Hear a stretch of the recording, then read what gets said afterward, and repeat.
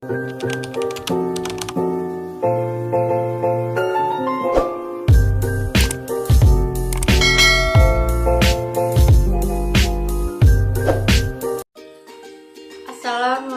warahmatullahi wabarakatuh. Alhamdulillahirrabbilalamin. Puji syukur atas kehadiran Allah Subhanahu wa Ta'ala, yang mana pada pagi hari ini saya masih diberinya nikmat kesehatan dan nikmat kesempatan sehingga saya dapat memenuhi tugas akhir semester pada mata kuliah Manajemen Mutu Pendidikan yang diampu oleh Buya Haji Zainal Abidin.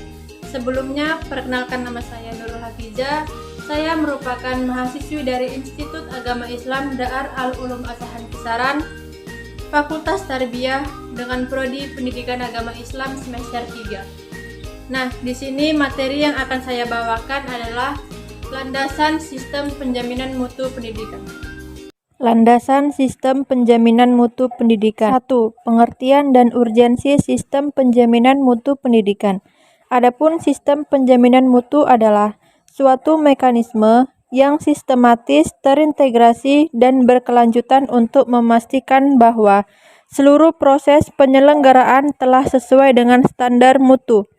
Tujuan adanya penjaminan mutu pendidikan adalah untuk merencanakan, mencapai, memelihara, dan meningkatkan mutu pendidikan secara berkelanjutan pada satuan pendidikan tertentu. Penjaminan mutu yang efektif merupakan tujuan dari semua lembaga pendidikan berkualitas. Penjaminan mutu internal berfungsi dalam menunjang target-target akademik seperti kesesuaian, klarifikasi gelar akademik, dan validitas informasi tentang mutu akademik. 2. Konsep umum sistem penjaminan mutu pendidikan. Istilah mutu berasal dari bahasa Indonesia, sedangkan menurut bahasa Inggris, mutu adalah quality atau kualitas. Dalam pengertian umum, mutu mengandung makna derajat keunggulan suatu produk atau hasil kerja, baik berupa barang maupun jasa. Barang dan jasa pendidikan itu bermakna dapat dilihat dan tidak dapat dilihat tetapi dapat dirasakan. Mutu merupakan idealisme yang tidak dapat dikompromikan. Sebagai suatu makna yang absolut, sesuatu yang bermutu merupakan bagian standar yang sangat tinggi yang tidak dapat diungguli.